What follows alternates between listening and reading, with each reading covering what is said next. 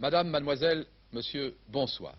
Des milliers d'étudiants dans la rue comme en mai 68, de nouveaux bureaux de conseils généraux qui ne reflètent pas tout à fait le verdict des électeurs, le naufrage à Ouessant du pétrolier géant qui tourne au drame, un hélicoptère de l'aéronavale s'abîme en mort, 4 disparus. Enfin, à Londres, Harold Wilson est supplanté dans l'actualité par la princesse Margaret et ses ennuis conjugaux. Voilà les principaux sujets de l'actualité sur lesquels nous reviendrons au cours de ce journal, mais auparavant, un saut à Saint-Étienne, où dans les tribunes déjà bien remplies du stade Geoffroy-Guichard, on attend le coup d'envoi du match qui va opposer Dynamo de Kiev à l'AS Saint-Étienne. Match retour des quarts de finale de la Coupe d'Europe des clubs champions.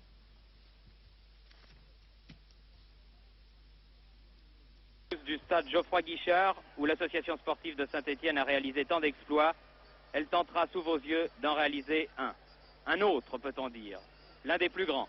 Se qualifier à nouveau pour les demi-finales de la Coupe d'Europe des clubs champions.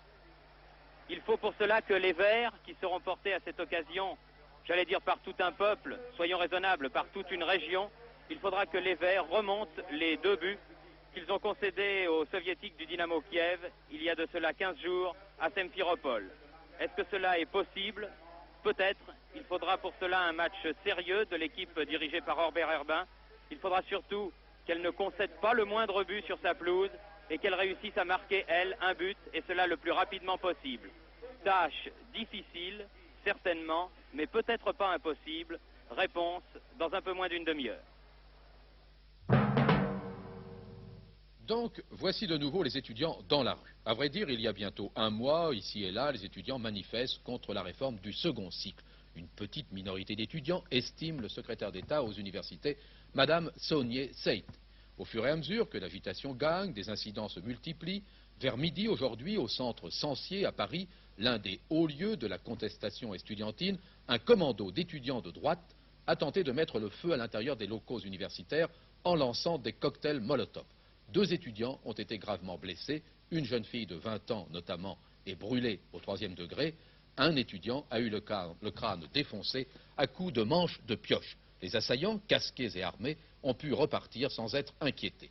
Quelques heures plus tard, des heurts très violents opposaient boulevard Saint-Germain à Paris, manifestants et policiers cette fois. Pendant 45 minutes, au carrefour de la rue de Rennes et du boulevard Saint-Germain, les jets de grenades lacrymogènes ont répondu aux jets de pavés. Et puis, vers 17h45, avec les dernières fumées, se sont dissipés les derniers manifestants. Mais l'affrontement aura fait une trentaine de blessés, dont 23 policiers. Reste maintenant à savoir si ces bagarres, intervenues après l'ordre de dissolution de la manifestation, sont le fait d'éléments incontrôlés ou d'individus extérieurs au monde universitaire. Car dans leur grande majorité, les étudiants souhaitaient manifester pacifiquement leur opposition à la réforme du second cycle. D'ailleurs, 3 heures avant la manifestation, l'irruption dans le centre Censier d'un commando armé, lâchant cocktail Molotov et distribuant force coups de matraque, n'est pas parvenue à troubler leur sérénité, même si l'incident a fait 2 blessés. Les étudiants se sont bien rendus compte qu'il fallait faire attention de ne pas tomber dans une provocation, parce que ce sont des genres de provocations, malheureusement, on en a l'habitude dans le milieu étudiant, et qu'en aucun cas, on organiserait des groupes ou mouvements qui prôneraient la violence pour lutter ou se défendre contre de telles attaques fascistes. Voilà en tout cas qui réveille des souvenirs vieux seulement de 8 années. Pourtant, là s'arrête la similitude entre ce qui s'est passé en mai 1968 et ce qui se passe aujourd'hui.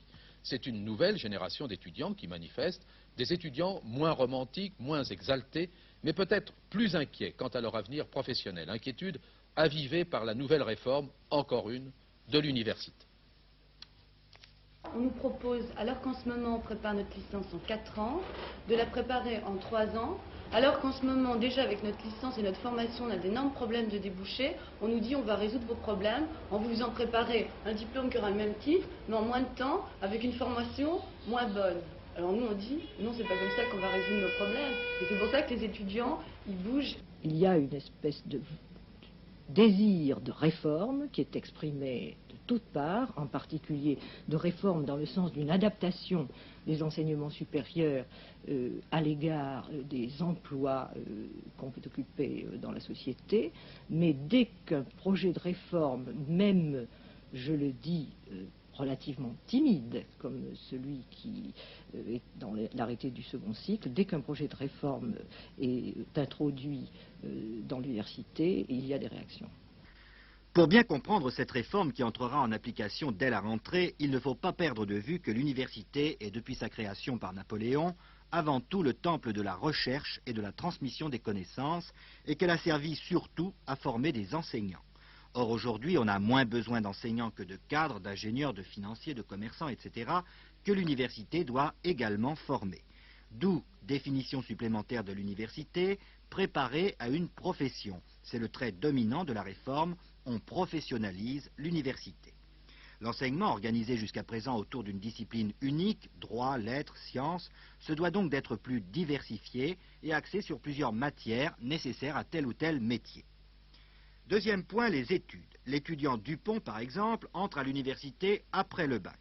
Ces études universitaires vont s'organiser en 2 parties. Première étape, en 2 années, qui aboutit à un diplôme d'études générales universitaires. C'est le DEUG. C'est un premier barrage. Deuxième étape, après le DEUG, il préparera en 1 an une licence. Ce nouveau barrage franchi, il lui faudra encore 1 an pour préparer sa maîtrise. Ça, c'est le cheminement normal. Mais imaginons que Dupont change d'université en route, sa nouvelle université étant autonome et responsable de ses propres diplômes, pourra très bien exiger que Dupont, même muni d'une licence, passe un nouvel examen pour préparer sa maîtrise. Pour les étudiants, c'est encore une façon d'aggraver la sélection. Troisième point de la réforme, il concerne les diplômes. Chaque université étant autonome, choisit de préparer les diplômes qui lui conviennent. Elle en soumet la liste au ministère qui, après avis d'une commission, accepte ou refuse tel ou tel diplôme. Cette commission, ce groupe d'études techniques, sera composé désormais d'universitaires, mais aussi d'employeurs ou de partenaires sociaux.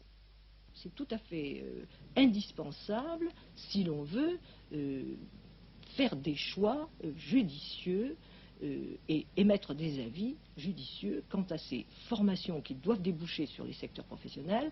C'est tout à fait judicieux de faire appel à des partenaires sociaux qui peuvent donner des renseignements intéressants et des points de vue intéressants. Ce qui est mauvais, c'est que c'est une fausse professionnalisation. C'est-à-dire que, sous couvert d'organisation d'études et de filières professionnelles, on va en fait diminuer la valeur générale des études sans créer d'emplois. Et d'autre part, on va soumettre un petit nombre d'étudiants à des filières extrêmement spécialisées qui les conduiront à des impossibilités complètes de recyclage. Et ces filières seront entièrement soumises à l'intérêt immédiat du patronat. La composition des bureaux des nouveaux conseils généraux ne reflètera pas exactement les résultats des récentes élections cantonales. Il y a quelques surprises. Tel département ou tel autre ne bascule pas à gauche comme les observateurs l'avaient prévu parce que certains conseillers penchent du côté où est leur intérêt, sans trop se soucier de l'étiquette qu'on leur a collée sur le dos. Ce n'est pas un phénomène nouveau. De plus, dans d'autres départements, comme la Corrèze, où Jacques Chirac est réélu président du Conseil général, on assiste à de véritables règlements de compte entre majorité et opposition. Voilà qui promet pour les 24 mois qui viennent. C'était la carte de France des bastions de l'opposition dans les conseils régionaux avant les cantonales. 26 départements tenus par la gauche, plus 2 mal définis, l'Indre et les Landes. Depuis cet après-midi, la carte a changé. Il faut y rajouter 13 départements, 8 pour les socialistes, 3 pour les radicaux de gauche et 2 pour les communistes. Mais il faut aussi en retrancher un, l'Eure-et-Loir, qui très curieusement est passé plutôt du côté de la majorité. Un divers gauche soutenu par elle ayant battu un autre divers gauche soutenu par l'opposition. La majorité a par ailleurs résisté dans l'Ain, les Ardennes et la Côte d'Or un certain dimanche, mais qui aujourd'hui ont élu un président républicain indépendant. Ces présidents sont parfois connus, Jacques Chirac en Corrèze, Pierre Abelin dans la Vienne, Max Lejeune dans la Somme, Antoine Pinet dans la Loire, le doyen, Maurice Faure dans le Lot, François Mitterrand dans la Nièvre, et puis des nouvelles têtes, Christian Poncelet dans les Vosges, Louis Mermaz dans l'Isère, Charles Josselin dans les Côtes-du-Nord. Face à cette poussée de la gauche, la majorité cherche à s'organiser. D'abord du côté du UDR, et notamment de son groupe parlementaire, c'est la grogne, et l'on veut contre-attaquer. D'abord sur un terrain qui est le nôtre, c'est-à-dire sur celui du Parlement. Nous allons donc demander au groupe parlementaire de l'UDR d'être à l'avant-garde de l'initiative de la proposition. Et je crois que c'est quelque chose qui peut se faire tout à fait dans le sens de ce que souhaite le président de la République et sans du tout que nous puissions contrarier l'action du gouvernement et du Premier ministre. C'est notre rôle de prendre l'initiative. Vous n'avez pas un peu l'impression qu'en partant comme ça tout seul les premiers, vous n'allez pas encore rendre plus difficile la cohésion de la majorité qui se trouve déjà un peu affaiblie par les cantonales? Je crois que la majorité, je ne dis pas nous suivra, parce que nous n'avons pas cette prétention, mais qu'il y a un effet d'entraînement. Ah oui, c'est la question qu'on peut se poser. Vous suivez Giscard ou c'est Giscard qui vous suit maintenant? Non. Nous avons, il est très simple et très clair à l'heure actuelle, de voir dans quelle situation nous nous trouvons. La majorité doit réagir de la même façon que nous réagissons, nous, à l'UDR, et je suis certain que dans les deux autres groupes de l'Assemblée nationale, il y a le même sentiment, parce que je connais bien mes collègues, et vous savez que nous sommes très proches. Versailles est aujourd'hui la capitale de l'agriculture française. C'est à Versailles, en effet, au Palais des Congrès, que se tient le 30e congrès de la Fédération nationale des syndicats d'exploitants agricoles, la FNSEA. Une préoccupation domine ce congrès, le revenu des agriculteurs. Revenu menacé cette année, comme il l'a été l'année dernière. En arrière-plan, les différentes manifestations qui ont eu lieu ces dernières semaines pour défendre ce revenu, manifestations qui ont fait 3 morts et de nombreux blessés. Voici comment le président de la FNSEA, Michel Debatisse, juge ces violences. Nous avons simplement rappelé ce qui a été fait, d'ailleurs tout de suite après les incidents, c'est de dire qu'une organisation professionnelle qui défend une cause juste, et une cause était juste, et à plus forte raison quand elle est juste, ne doit pas prendre le risque d'attenter à des vies humaines. Nous considérons que ce soit des agriculteurs, que ce soit des membres de forces de l'ordre, il y a des hommes, il y a des femmes, il y a des enfants. Et donc, on doit chaque fois ne pas se dire que toute action doit être dure, qu'il doit y avoir des manifestations, mais qu'elles ne doivent pas aller jusqu'à de tels égarements. Vous parlez souvent de syndicalisme de proposition. Est-ce que vous ne croyez pas que ce syndicalisme de proposition que vous préconisez contraste d'une façon frappante avec les violences désespérées de certains dans le Midi, et qu'en condamnant ces violences, vous ne vous coupez pas d'une certaine frange désespérée des agriculteurs? Pas du tout, parce qu'aucun homme, aucune femme d'agriculteur ou de viticulteur peut accepter de gaieté de cœur qu'un homme meure parce qu'une balle est partie trop vite. Que des manifestations dures, je l'ai dit, aient lieu, mais la Fédération nationale en a organisé d'autres, comme les syndicats ouvriers. Que nous tapions sur le poing sur la table, c'est ce que nous faisons. Nous avons manifesté le 17 février, nous étions 150 000 dans les rues de France. Eh bien, ce qui est regrettable, c'est qu'en le faisant de cette manière, aussi déterminée, aussi calmement, l'opinion publique n'ait pas à temps compris l'urgence et l'importance des mesures qu'il y avait à prendre. Le naufrage de ce pétrolier géant à la nationalité mal définie sur les rochers d'Ouessant tourne au drame. Un hélicoptère de l'aéronaval qui tentait de repérer les nappes de mazout échappées du navire s'est abîmé en mer. Les 4 membres de l'équipage sont portés disparus.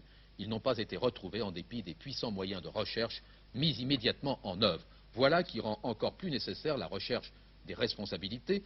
Les questions qui se posaient hier les habitants de l'île devant le navire éventré méritent de l'être sur le plan national. Pourquoi les réservoirs du pétrolier n'ont-ils pas été vidangés lorsque la mer était belle et elle est restée plusieurs jours? Pourquoi le plan Polmar, pollution maritime, a-t-il été déclenché alors que le mal était déjà fait? L'hélicoptère Super Frelon de l'aéronaval a disparu en mer. Peut-être à cause du brouillard et du vent, mais un pêcheur affirme avoir entendu une explosion vers 13h30. Il y avait 4 hommes à bord de cet appareil. Leur mission, repérer la nappe de mazout qui dérive au large de l'île d'Ouessant. Sur celle-ci, les plages, les rochers sont recouverts d'un liquide épais, noirâtre. Depuis samedi, la brèche ouverte par la tempête dans la coque du pétrolier grec laisse échapper 3 litres de fioul chaque minute. Et les Ouessantins sont toujours seuls à lutter contre une extension de la nappe polluante. Le nettoyage se fait à la main. Les militaires n'arriveront que demain, jeudi. Le plan de secours mis en place par le préfet du Finistère se fait attendre. Les habitants de l'île constatent la destruction d'une grande partie de la faune marine et de leurs côtes, et se demandent pourquoi rien n'a été fait depuis le 24 janvier, date à laquelle l'Olympic Bravery s'échoua. En attendant l'aide officielle venue du continent, ils espèrent que la grande marée d'équinoxe n'aggravera pas encore la pollution de l'île.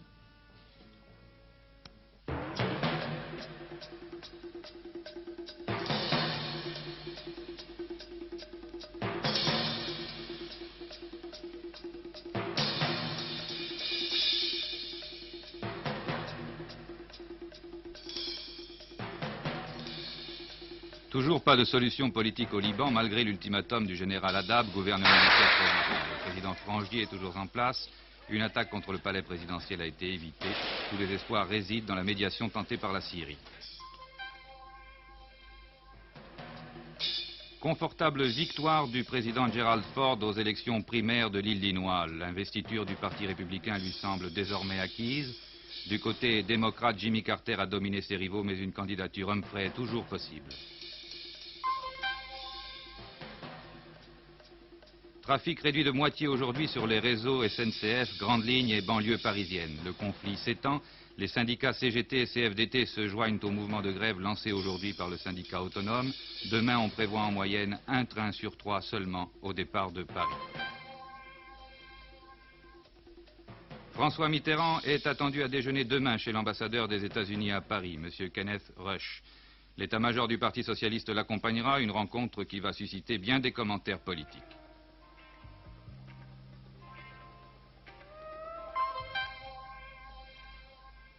Luchino Visconti est mort. La nouvelle vient d'en arriver de Rome. Le metteur en scène italien était un des grands du cinéma mondial. Le public français se souviendra surtout de l'auteur du Guépard et de Mort à Venise. Visconti avait 70 ans.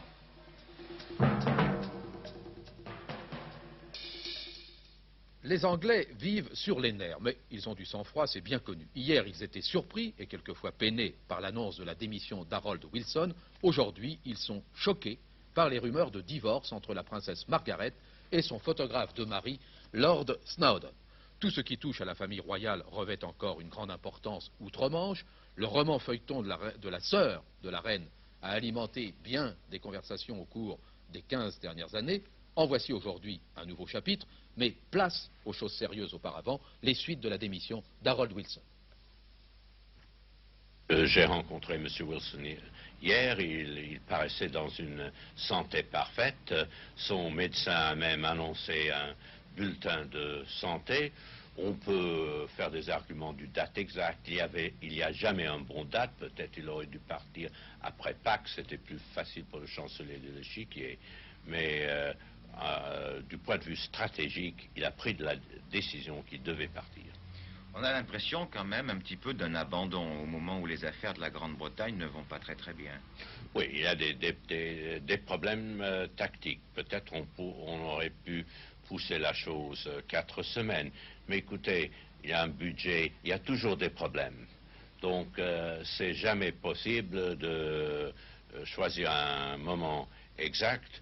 Ce qui est vrai à dire, il y a assez de candidats et assez de candidats de calibre pour être Premier ministre. Et ça, c'est une bonne chose. Il a laissé le parti dans un bon état de ce point de vue. Est-ce que l'attitude qui consiste à chercher le bon moment pour son départ ne vous gêne pas?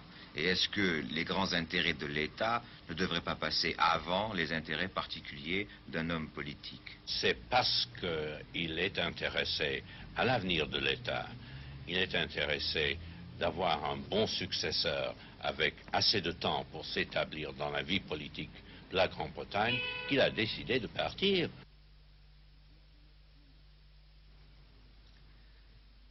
Ainsi donc, les Anglais ne semblent pas considérer M. Wilson comme un lâcheur.